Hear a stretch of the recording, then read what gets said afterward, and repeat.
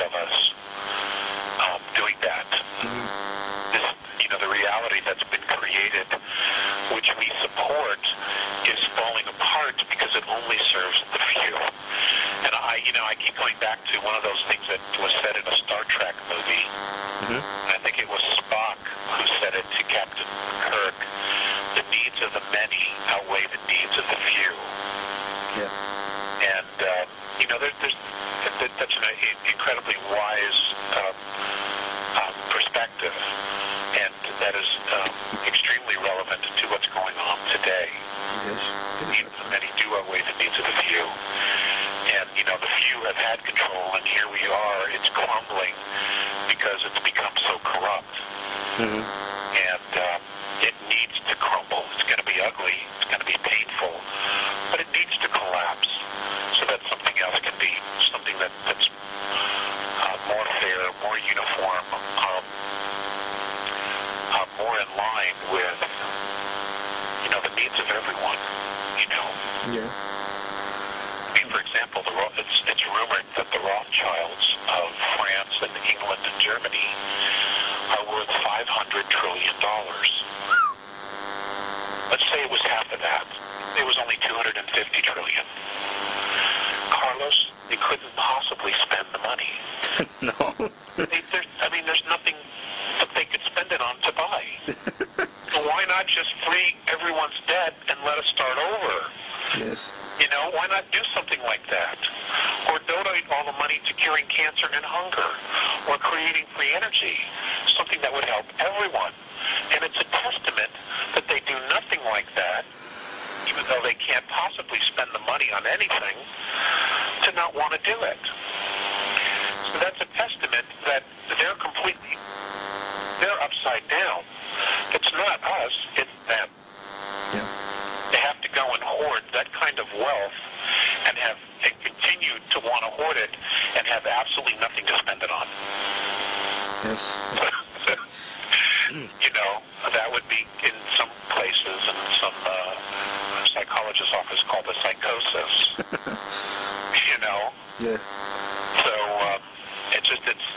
it's nuts. It's just nuts. So anyway, I do have the list of questions. Are you recording this? Yeah. Okay. Actually, yes. I do have your list of questions here that you sent Audra. And we will go down through all of them. The only question I am not going to touch specifically is number 4. Number 4. Okay, let me check. And I'll kind of tell you why, and let's just address it up front. And, that was, regarding Jesus Cristo. Okay. Okay? I think I said that right in Spanish. Yeah, I know. It talks. And well, let me just share this with you. Why? Okay. Okay.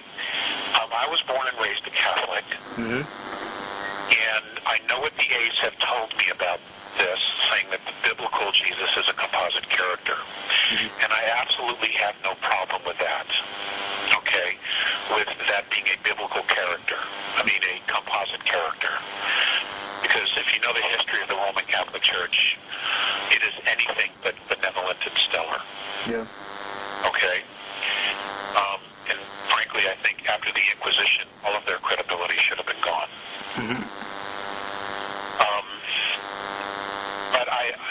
But the reason I don't necessarily want to address it specifically is because I myself have some subject. Okay. And the reason that I have some confusion is the painting of Our Lady of Guadalupe. Okay, no one can figure out how it was made. You know that, right? Yeah, sure. Okay. And there's no problem. Okay, It's fine. and also there's the Shroud of Turin. I have the enormous amount of questions regarding the Shroud of Turin.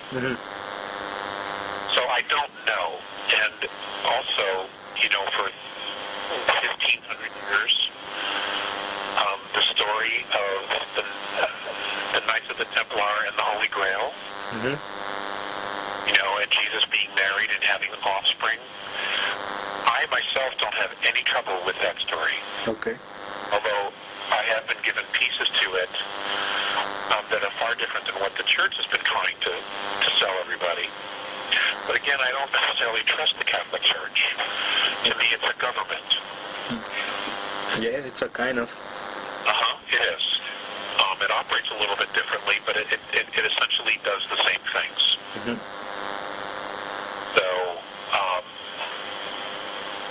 So I have some questions about it. Okay. And maybe, we can go in a little bit deeper on that later, but if you're ready, we can just start going through some of the questions, okay? Yeah, sure. That's good. All right, so what we'll do is we'll just go in order. So number one, do you want me to reread the question? Yeah.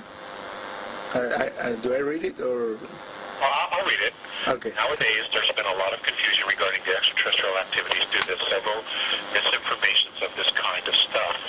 Some people say that the Anunnakis are evil entities, and others say that they are some kind of benevolent teachers, as we can see on different ancient mythologies around the world, such as Mayans, Egyptians, Hindus, and others that talk about higher spiritual entities who teach them to grow technologically and develop a knowledge even more advanced than a lot of current scientific theories and methods. Do the Andromedans tell something to you regarding the Anunnakis? My response to that question is yes, and we'll discuss it. Now, you must understand that the Anunnaki were not just one tribe. They were several tribes, okay? Okay. And specifically, they are a collection of races from Orion, the star Betelgeuse, and the star system of Sirius. Okay. Sirius, okay? Now, within that, there are different groups and different evolutions. Now, in the Sumerian texts, they clearly talk about the relationship between two very specific branches within the family. Mm-hmm. The half-brother Enki and the heir to the royal line of Anu in Lil. Okay. Clearly, they approached humanity in very different ways. One would be considered very benevolent, and that would be Enki and his offspring. And then there would be those who were relatively ruthless and treated us as if we were a natural resource, and that would be that of Enlil and Anu. Mm-hmm. Clearly, they taught us horticulture and farming. They also taught us some of the sciences. Clearly, the Sumerian texts discuss our solar system, and we have records from the Sumerians describing our solar system from the outside in. So clearly, that came from an outside source. Okay.